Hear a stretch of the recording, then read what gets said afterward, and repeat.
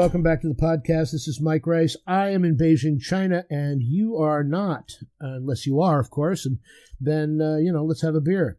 I am, or have been, teasing this idea that the Chinese government has somehow forced me to sell my motorcycle, and that is, as they say in the fact-check groups, mostly true. So let me go over what's true and what's not. As I said, I'm in Beijing, and Beijing is, of course, in China, and China has its own government, for those of you who have forgotten this fact, that we are not a globalist society yet. And so, this is how it works. It was a Saturday, so it's 7 days ago. I went to the DMV here in Beijing, and I did this to get a license for my newly purchased Sacco's CU3S. And it's basically just a scooter. It's electric. It has a battery. It goes about 60 kilometers an hour. Not that you'd want to, because the roads in Beijing can be pretty rough on your butt if you do. I was kind of placed in a position where I had to. Let me see if I can be as brief as possible. About 3 years ago, Beijing put in place a licensing program for all its electric scooters because they were legion. There were so many that were unlicensed and dangerous. There were stacks of them sitting in the corners of courtyards, just like there were the rent-a-bike services have piles and piles of bicycles. Next time you want to talk about who wastes resources, let's go with that. But they were trying to corner the market, so those 2 or 3 companies flooded Beijing, and three have come out on top. And so the license was then for all these scooters, and you had to go in, and as a foreigner, you show your passport, your residency permit, and basically a receipt or a fapiao for the bike itself, where you purchased it, how much it cost, and then a picture of it, because there were certain types of bikes that could get the permanent license I went for and certain that couldn't. And I have never, up until now, owned a bike that could have anything but the temporary orange and white plate, and not the permanent black and white plate for e-bikes, for electric cars, as they are directly translated from Diandongche. So I went to the DMV. I was aided by the guy who sold me the scooter. We were in and out in about 15 minutes after showing all my stuff. Prior to that, one of the rules was that your bike had to have pedals and it could get a permanent license. While my bike can support pedals, it doesn't have them. I don't use them. That is, by the way, has a little motor in it that allows you to charge the bike as you ride so that you can sort of pedal, then run, then pedal, then run. It's kind of a neat idea. That being said, before we went, he put on a set of temporary pedals, or put pedals on to make it look, and a chain to make it look like these bikes had pedals. We went in, we got our license. It's kind of like the guys that used to put on catalytic converters and then take them off after they got their emissions squared away. So I'm pretty sure what we did was illegal, but, China is this weird flux of a severe lack of rule of law. All of this came about because those temporary licenses were for bikes that you would eventually have to have a driver's license for.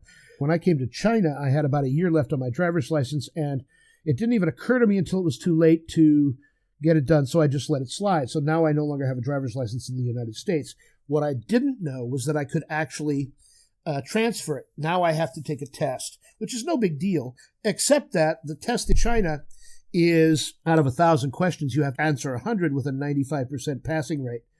So you have to get an A on your driver's test. There's no C's in China as far as that's concerned. So the next time you want to make fun of an Asian driver, think about what country they came from. If they're Chinese, they're probably a better driver than you. So that being said, the license rules said that these bikes in about a year from now, these bikes like my big, fat, beautiful TC Max by Sacco, with its spoked wheels and black exterior and 90 kilometer an hour speed, would be classified as motorcycles, and I'd have to have a license.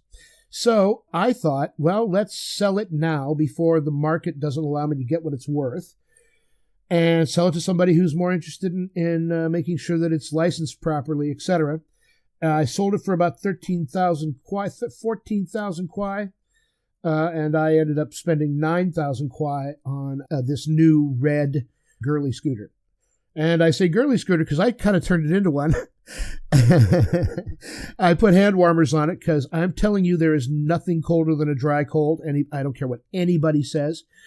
That when you're out on the streets of Beijing and it is 3 below Celsius, that's only about 22 degrees, 21 degrees. Fahrenheit, and it's crazy. It's crazy how cold you get and how quickly. So you bundle up, and the hand warmers help. I put a windshield on it, and it came with, imagine you have a GoPro on your motorcycle, and you might, because it's kind of a cool idea.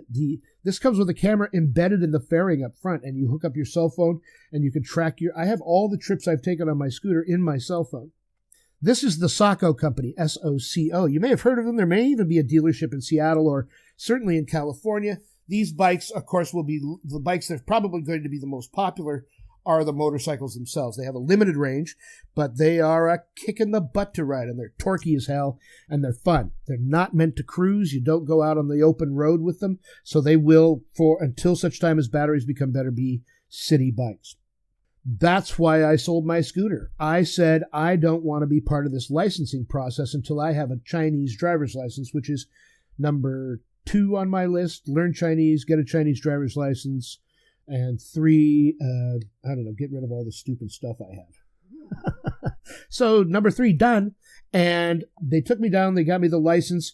I now am officially licensed. I have a little card, which is like a registration that says, this guy owns this bike with this license number. He lives at this address. The only thing in English on it are, in Western characters, are the license number, the license plate number, and my name. The rest is all in Chinese. So it's this little green card, and I say green meaning that government light green like you'd find on a Washington State birth certificate or something. So that, ladies and gentlemen, is why I sold my scooter. I wanted to be able to get a good price for it. I say scooter meaning motorcycle, and bought my girlie scooter. The girlie scooter does about 60 kilometers an hour, which is just a little bit too fast for inside the city. The other bike, as I said, did about 90, which is way too fast, and I drive like an idiot on a real motorcycle. And that was about as close in the electric world as you're going to get to a real motorcycle. Outside of that, that's why.